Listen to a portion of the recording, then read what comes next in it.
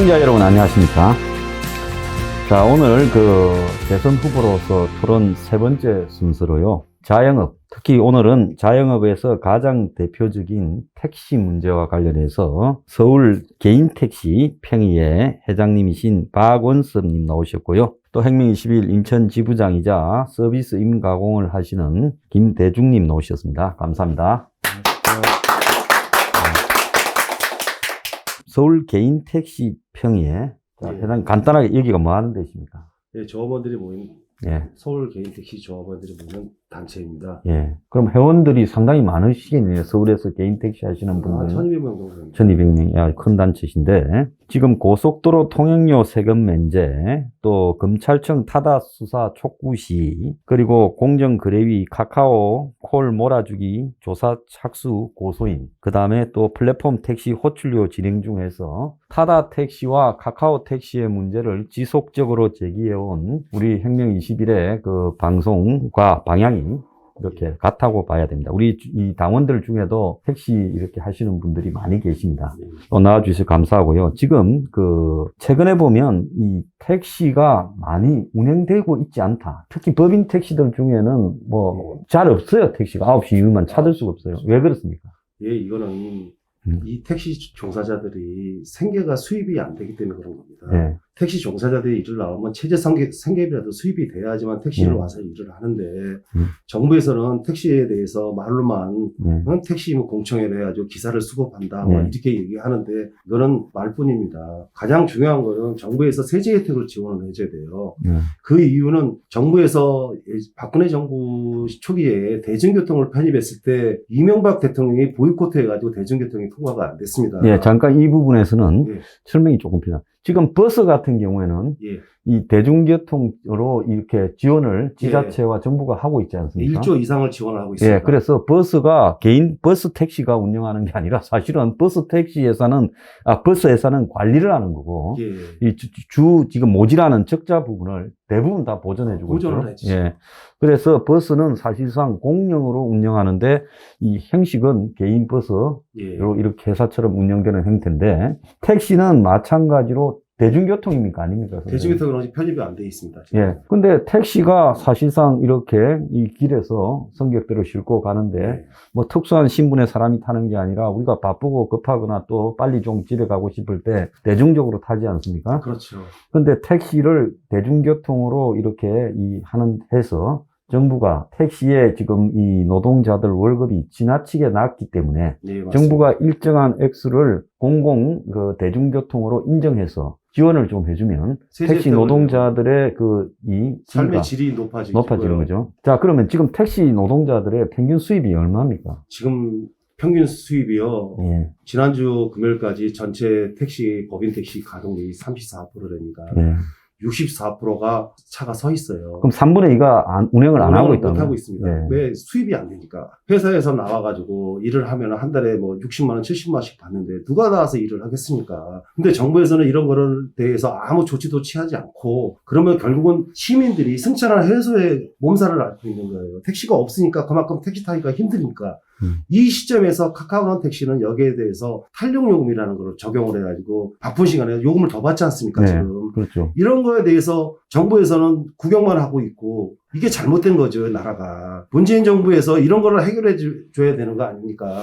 시민들을 위해서 문재인 정부가 탄생을 했다면은 이 영세업자들한테 어떤 도움이 될 수 있는 정부가 돼야지 일방적으로 법을 개정해가지고 대기업한테 일감 몰아주는 거랑 뭐가 틀립니까? 자, 요 부분에 대해서요. 이 택시 요금은 원래 광역 지자체가 결정하게 돼 있는데, 어느 순간인가 카카오가 들어와서, 카카오가 블랙, 이런 식으로 해서 바쁜 시간에 이 콜이 안 잡히면서 결국은 비싼 걸 부르면 오게 되지 않습니까? 그래서 택시 요금이 올라간 이 형태가 돼버리는 거죠. 그래서 이런 것들을 사실상 변칙적으로 특정 대기업에게는 택시 요금을 갖다 인상시켜서 이렇게 하도록 하고, 기존의 법인 택시나 개인 택시들은 그야말로 제가 들었을 때 이 택시 기사들 법인 택시 기사들의 평균 월급 수준이 150만 원에서 안 됩니다. 200만 원 뭐 안팎도 안 된다 이렇게 요즘 하더라고요. 같은 경우는 100만 원 넘는 사람이 그렇게 100만 많지 않아요. 예. 왜 저녁에 코로나 이래서 국가 재난이 돼가지고 승객이 10시 딱 되면 길에 사람이 안 나옵니다. 예. 그리고 지금 모든 이 시민들은 플랫폼에 대해서 너무 가까이 와 있어서 승객들이 나올 때 코를 부르고 나와요. 예. 코를 부르고 나오면은 승객이 길에 서 있으면 택시 종사자들은 30분 동안 빈 차로 다니다가 승객이 서 있으니까 가서 승객 앞에 차를 대면은 그 승객은 차를 안 타고 차량 남바를 봅니다. 차량 남바를 보고 그 승객이 안 타요. 예. 이러니까 이 카카오라는 대기업의 횡포에 대해서 정부에서 수수방관하는 거 아니에요. 작년 10월 달에 국정감사를 하고 나서 공정거래위원장 부위원장이 발표를 했습니다. 세미나에서 올 연말 안에 카카오의 불공정 배차에 대해서 발표를 하겠다. 이렇게 발표를 해놓고선 아직까지 소리 한마디 없습니다. 이런 공정거래위원장은 사퇴를 해야 돼요. 시민을 기만하는 거 아니에요. 택시 업계를요. 문 정권이 가덕이나 열악한 택시 업계를 지원하기는커녕 택시 업계에 대해서 처음에는 타다를 갖다가 불법 허용해서 그건 타다는 택시가 아니었지 않습니까? 아니요, 렌트카. 그러니까 렌트카가 기사하고 교묘하게 결합을 해서 택시 영업을 하게 허용해가지고 결국 택시들을 죽이려고 하다가 제가 아마 한국에서 제일 먼저 문제 제기했을 거예요. 그래서 전부 반대를 하는 바람에 무산시키니까 이제는 카카오티라는 부분을 이 택시를 하게 해가지고 저러는데 일단 앞에 나왔던 이 하나씩 정리를 해갑시다. 예.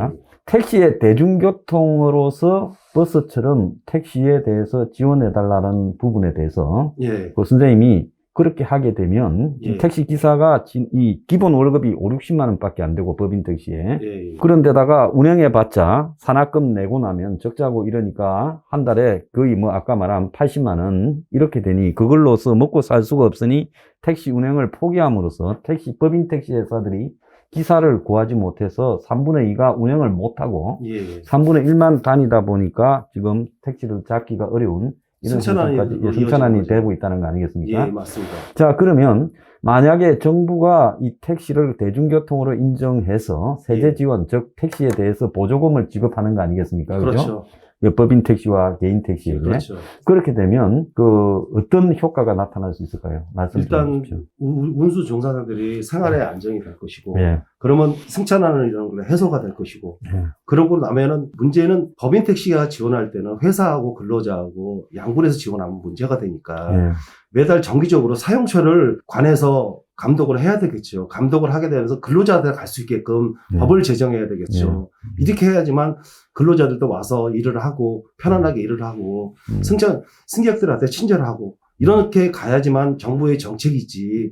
정부에서는 이런 정책은 펼치지는 않고 택시를 죽이려고 하는 문재인 정부예요. 법을 개정해가지고 법을 누구를 위해서 개정합니까? 시민들은 돈을 더 내고 타는 탄력적이라는 법을 개정하고 택시업계는 수수료를 받아가고 이러면은 결과적으로 누구를 위한 법이에요? 문재인 정부에서는 택시 죽이는 법이에요, 이거는요. 그러니까 카카오 택시가 개인 택시나 법인 택시에게 지금 카카오 어플이라는 거 가지고 그렇죠. 수수료를 뜯어가고 또 한편으로는 카카오가 제가 알기로는 밑에 9개의 자회사를 만들어가 직접 운영한대요. 그런데 회사를 갖다가 그 규모를 키우지 않고 9개 맞죠? 네, 맞습니다. 그리고 그 9개에 종사하는 사람이 지금 2,000명이 넘는다고 들었습니다. 네. 맞죠? 예. 제가 택시 타고 다니면서 그냥 타는 게 아니라 다 물어보고 있어요. 그렇게 해가지고 결국은 카카오가 거대하게 택시 회사를 운영하는 사업 주체가 되면서 택시 요금을 이 콜비 그리고 블루 예. 블랙 이렇게 다단계로 해가 비싼 택시로 제도적으로 만들어서 돈을 요금을 인상을 시켜버리는 거죠. 예, 그건 소비자한테 또 그렇게 뜯어가고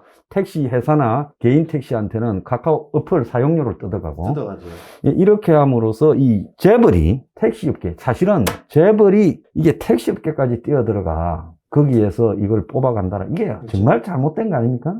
예, 이 카카오가 피라미드식으로 해서 네. 돈을 걷어가는 거예요. 상위 클래스라는 법인 택시 중에서 본인들이 인수하는 회사, 거기에다 서버에다 시간을 입력하면 됩니다. 시간을 10분을 입력하면은 콜이 상위 10% 있잖아요. 상위 있는 맨 위에 있는 법인 택시한테 가요. 그럼 거기서 안 받는 거 10분 안에 못 가는 차들 10분 안에 못 10분이라는 시간이면요. 동대문 운동장에서 을지로 입구까지 가는 시간이에요. 네. 그러면 승객은 이 추운 날씨에 기다려야 되는 거예요. 아무도 안 기다리죠. 그런 식으로 피라미드식으로 거기서 없으면은 밑으로 내려와요. 다음 단계가 법인 택시 가맹 종사자들 있잖아요. 그 다음 단계로 내려가. 거기도 없으면 또 누구한테 내려가느냐. 법인 택시도 인수한 카카오 블루가 아니라 자회사채 있죠. 그런 거하고 네 번째가 개인 택시 가맹한테 갑니다. 그리고 다섯 번째가 우리 일반 택시한테 가요. 그러면 앞으로부터 피라미드식으로 전개가 되면 밑에서는 콜 자체가 없습니다. 2시간, 3시간 동안 먹통이에요. 콜이 안 나와. 그리고 일을 하면은 가맹 택시는 다 예약 같은 거 키고 다닙니다. 이게 시장 지배적 남용이에요.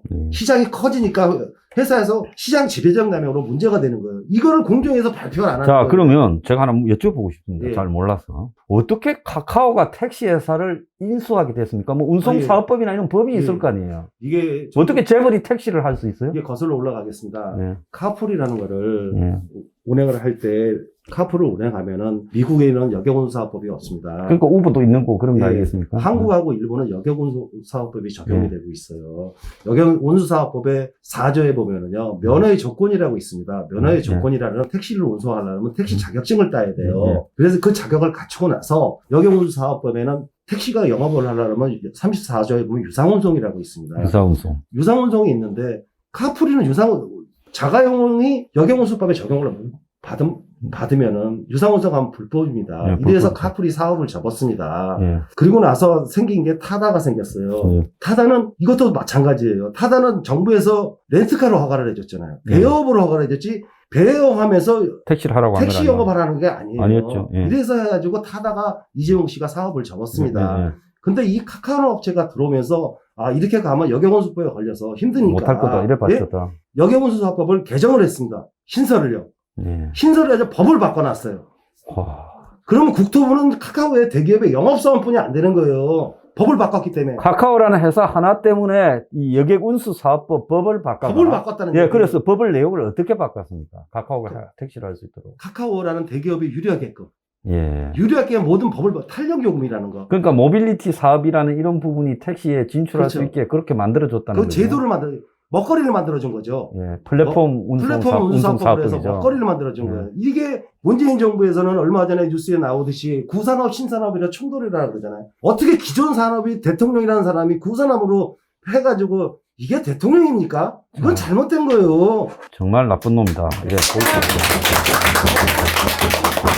자, 오늘 그 박원섭 회장님이 이야기하신 부분은 두 가지입니다. 하나는 택시가 대중교통으로서 버스처럼 택시 노동자들이 아무리 열심히 운행을 해도 지금 월급을 갖다가 5, 60만 원 받아가고 한 달 수입이 7, 80만 원 밖에 안 되니 대부분 개인 법인 택시 운전의 3분의 2가 기사들이 일을 안 하고 쉬고 있다. 자, 이래서 앞으로 점점 어려워질 거니까 이 부분을 대중교통 지원을 좀 해줘야 된다. 그래서 최소한의 이 월급을 최소 생계비 정도라도 좀 보장을 해주면 그 부분에서 앞으로 그 택시 질도 높아진다. 이 부분 이야기고요. 하나는 이제 이 여객운송사업법을 갖다가 개정해서 플랫폼 운송사업법이라고 하는 이렇게 하는 걸 집어넣어서 예, 이 재벌 카카오를 통해서 이렇게 자신들이 모아놓은 빅데이터를 가지고 그걸 택시업계에 진출하게 해가지고 결국은 이 제일 힘든 택시업계에서 손님과 또 법인 택시나 개인 택시에게 수수료를 받거나 요금을 높여받는 악덕 행위를 하도록 이 정권이 허용하고 있다. 이 두 가지 아니겠습니까? 예, 맞습니다. 예, 좀 쉬었다가 좀 쉬고 계십시오. 네. 자, 우리 김대중 선생은 지금 서비스인 가공업을 하시죠? 예, 그렇습니다. 예, 저 어떤 겁니까? 좀 간단히 설명. 이게 화장품 공장이나 일반 수출 공장에다 부자재를 납품합니다. 예. 원자재 말고 예. 부자재. 근데 저희 애로사항이 네, 이제 최저인건비가 올라가고 네, 하다 보니까 이 납품 실질적으로 소비자가의 18%가 납품 단가거든요. 저희가 예, 예, 실질적으로 그 18% 정도, 20%가 좀 안 되는 게 납품 단가인데 그 안에서 올라간 인건비, 임대료도 오르고 세금도 오르고 예, 중요한 거는 경쟁이 우리나라 회사끼리 경쟁해서 이거 올릴 수 있는 상황이 아니고 저단가, 중국이라든가 외국 단가, 네, 그 사람들이랑 그 납품 경쟁을 해야 되고 그런 상황이라 네, 고용에도 애를 쓰고 예. 질 좋은 제품을 만들기도 힘들고. 예, 그러면 서비스 임가공이라는 의미를 잘 모르는 사람이 있으니까 제가 좀 설명을 대신 하자면 본인이 이제 큰 어떤 이 상품을 갖다가 이렇게 파는 회사에 이 위탁을 받아서 사람을 모아서 예. 뭔가 상품의 이 재료들을 가지고 조립을 하든지 이 노동을 가해서 그걸 만들어 가지고 예. 이제 내면, 그러니까 조금 쉽게 이야기하자면 발렌타인데이 때 뭐 포장하는 초콜릿 이런 걸 갖다가 과자 회사에서 받아가지고 그걸 만들어서 납품하는 이런 부분이죠. 예, 그렇습니다. 예, 그런데 거기가 지금 원가의 18% 납품 단가가요. 예, 그 정도. 아, 그래가지고 지금 이 세금이나 이런 게 올랐는데 이게 중국하고도 경쟁을 합니까? 일단은 중국이랑도 경제를 하고, 중국에도 인가공 납품을 시킵니까? 인가공은 예. 예, 실제로도 합니다. 예전에 개성공단이 있을 때는 예.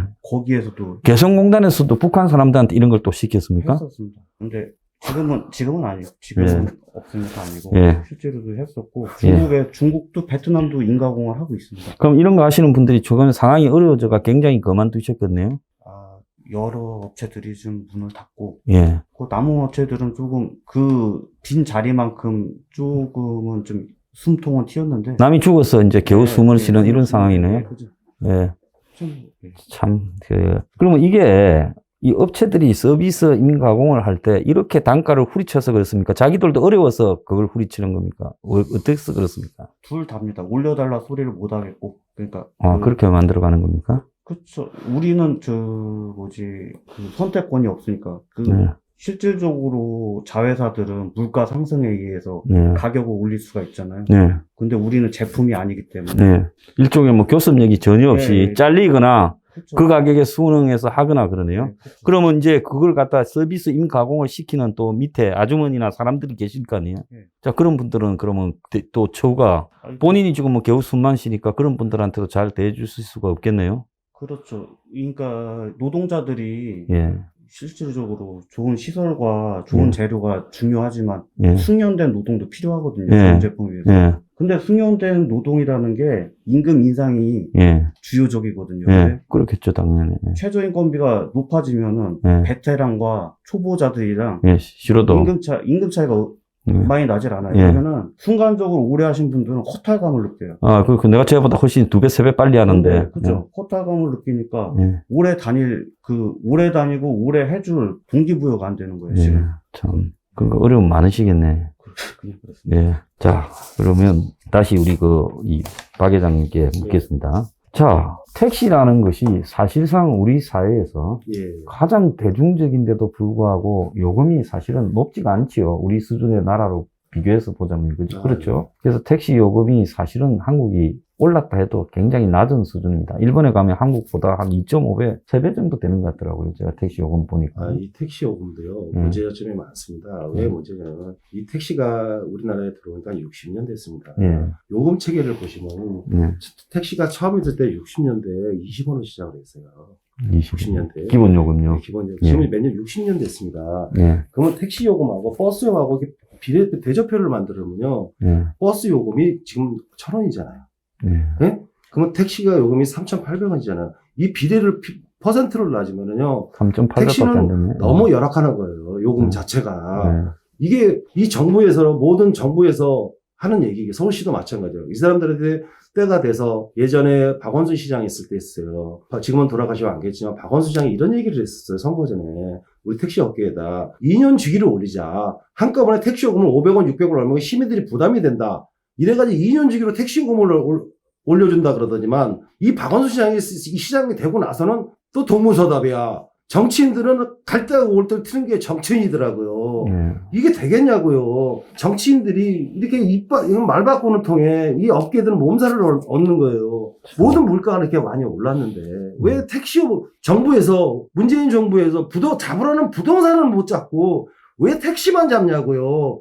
문재인 정부가 선거 전에는 영세업체를 위해서 열심히 일하겠다고 펴달라던 사람들이 이제 자리 잡고 나면은 나 몰라야 이게 나라예요. 부동산은 하나씩 올라가는데 그거는 못 잡고 힘없는 영세업자만 잡는 거 아니에요. 이 플랫폼에 보시면 영세업자들이에요, 전부 다. 그렇죠. 영세업자들만 잡는 거 아니에요. 자, 전국에 이 개인 택시, 법인 택시 해서 개인 27만 택시는 대입니다. 다 합치면 전국에 27만인가? 네, 27만 대 정도 됩니다. 27만요. 예. 예. 자, 이 적은 숫자가 아닌데 제가 봤을 때는 이 택시 하시는 분들이요. 이제 정치인들에게 속지 말고요. 사실은 이 택시 부분에 있어서 대중이 지하철, 버스, 택시 이 세 개가 예, 맞습니다. 대중교통의 세계 주체 아니겠습니까? 그래서 이 택시를 갖다가 한국이 대중교통이 아니라 하려면 택시 요금이 지금보다 한 3배 정도 비싸야 이게 대중교통이 아니라고 하지. 3배 정도면 시민들이 너무 많은 부담. 그러니까 대중교통이 아니라고 하고 그렇습니다. 이게 특별교통이라고 하면 그런데 지금 수준의 택시 요금은 이건 대중교통이 확실하지요. 예.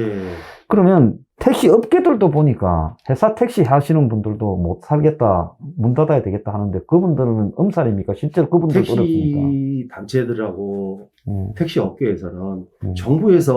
정부의 이 보이지 않는 힘이라는 게 있습니다. 예. 거기에 눌려서 말할 숨을 못 쉬는 입장이에요. 그래요. 단체들은. 예. 정부라는 단체가 힘이 있기 때문에 예. 거기서 찍히면은 사업하기 힘듭니다. 택시 업계는요. 맨날 뭐 조사 나오고 그럼요. 세무조사 나오고. 세무조사라는 게 있어요. 우리나라에서 세무조사를 맞으면은 네. 감당이 안 돼요. 민원이 진정서로 들어가 서해 진정서 어느 업계에 진정서 하나 들어가지고 가서 풀면은요 문 안 닫을 회사 없습니다. 이런 게 있기 때문에 눌려가지고 말을 못하는 게 택시 업계예요. 그러니까 이제 주로 그래도 내 택시로 내가 개인 사업처럼 하는 개인 택시 운전사분들 선생님 같이 예. 회장님 같이 이런 분들이 나서서 이제 외칠 수밖에 없네요. 그러면 방법이 상황이. 그것뿐이 없습니다. 예. 이 정부에서 얼마나 국토부가 영업부서로 전락한 거에 대해서 말씀드리겠습니다. 예.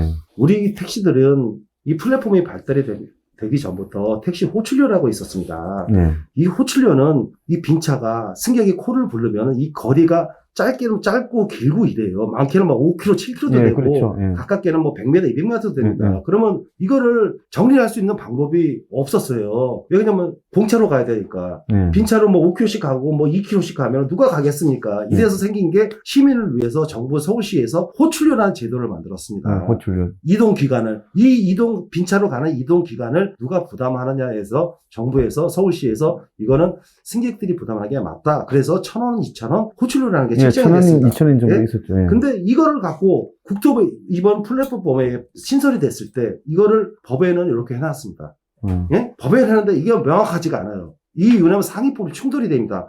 서울시 법하고 국토부 법하고 충돌이 되는 거예요. 제가 문서를 보냈습니다. 서울시 국토부한테 이 호출료에 대해서 명확한 부서가 어디냐 보냈더니만 국토부에서는 이거는 요금으로 봅니다. 호출료를 택시 요금으로 봐요. 그래서 서울시가 담당이다.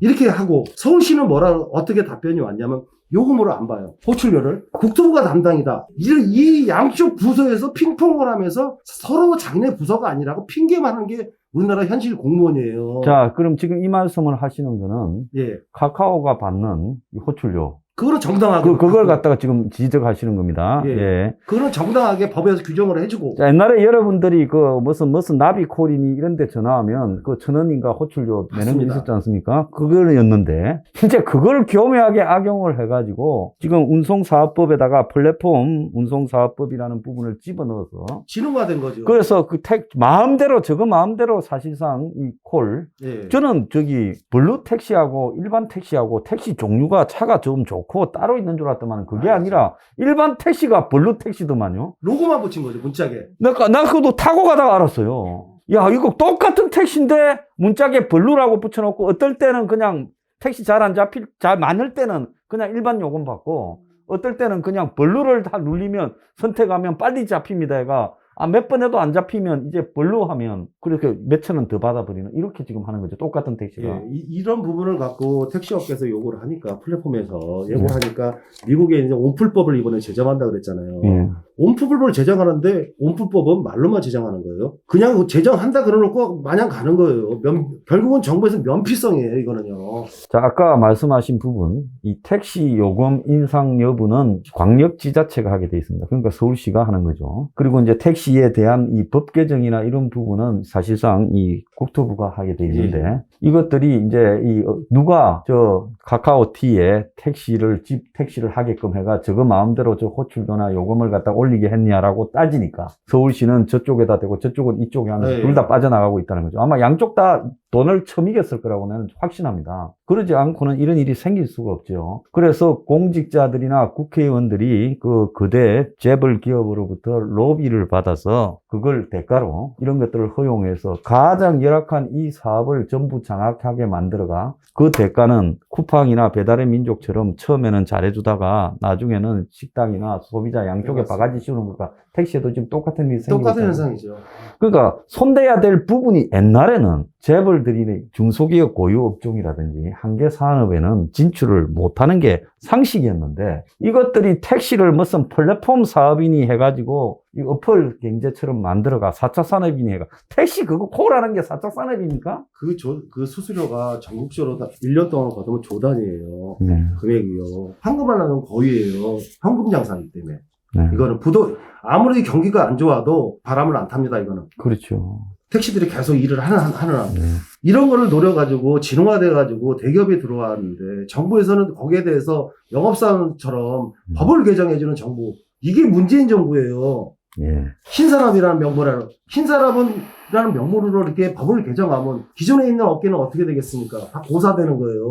이게 세상에 택시 어플 하는 거, 호출하는 걸 가지고 신사업이라고 주장하고 이게 4차 산업혁명이다, 플랫폼 경제다 하는 놈들은 세상에서 한국밖에 없을 겁니다. 이거는 이런 사기가 통하고 국민들이 그냥 여기에 아무런 비판의식을 가지지 않고요. 택시 하시는 분들이 외롭게 싸우게 하는 것도 이것도 나라가 썩어 문드러졌다고 저는 보고 있고요. 정치하는 국회의원들이 적어도 이런 문제에 대해서 소비자들 입장에서라도 또 택시 노동자 입장에서라도 관심을 가지고 이 문제를 해결해야 되겠다 이래 나서야 될 건데 관심을 안 갑니다. 행명 21은요. 택시를 대중교통으로 이 택시에 대한 이 정부의 지원이 들어가야 된다. 일종의 이 부분에 100% 찬성을 하고요. 앞으로 저희들 스포 15조에도 집어넣겠습니다. 예. 공약집에요. 그 다음에 이 카카오 택시 같은 이런 것들을 플랫폼 운송이라고 해서 이 분야에 들어오게 하는 것은 일종의 왜곡된 한마디로 중소기업이나 한계산업에 재벌이 들어오게 하는 편법을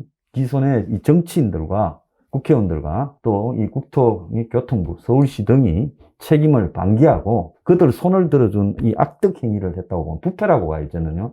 이걸 막아야 된다고 동의를 합니다. 우리 시민들이 누가 국토부에다가 이런 사항을 갖고 집어넣으면 직무유기를 걸어요. 예. 그러면 바로 각하됩니다. 예.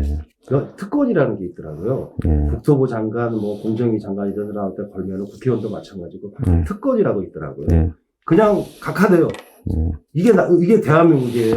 그래서 이런 문제에 대해서 항상이라도 하실 말씀이 계시면 저희들한테 보내주면요. 예. 저희들이 대변에서 맨날 같이 떠들고 하겠습니다. 자, 그리고 이 서비스 인가공이라 이렇게 이 분산되어 있는 업종. 그래서 어떤 이 단계를 할 수도 없고 또 항의도 할 수 없는 이런 업종의 이런 것들을 이용해가지고 가격을 후리치고 이러면서 지금 어려움에 처해 있는데 앞으로 이런 부분에서 좀 어떤 식으로 가야 될 거라고 보십니까? 대안이요. 저희의 대안은 딱히 없고 10조, 11조, 석포 15조 그런 게 정치노조, 기업의 리쇼링 이런 게 해결돼야지 되는 거기 때문에 사실상 이게 공정거래 우리가 12조에 이렇게 해야 된다 해서 이 대기업이 그렇게 가격을 후리치고 대기업 지위를 이용해서 상식이 안 되는 수준, 최저임금도 안 되는 수준으로 후리치고 있겠네요. 지금 뻔히 보니까요.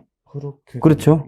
예, 최저임금 적용 안 되는 데는 처벌한다 해놓고 이런 서비스 인가공에는 이 최저임금도 안 되는 수준으로 그렇게 후리치는 부분에 대해서 공정거래위원회가 이런 부분도 개입을 해서 적어도 그 최저임금 이상은 보장하는 쪽으로 가야 된다. 이 하청료를 말입니다. 좀 그렇게 보고 있습니다. 자, 회장님. 그동안 울분이 많이 쌓였을 건데요. 이 기득권의 백을 굉장히 실감하고 계시죠? 너무 힘들어요. 네.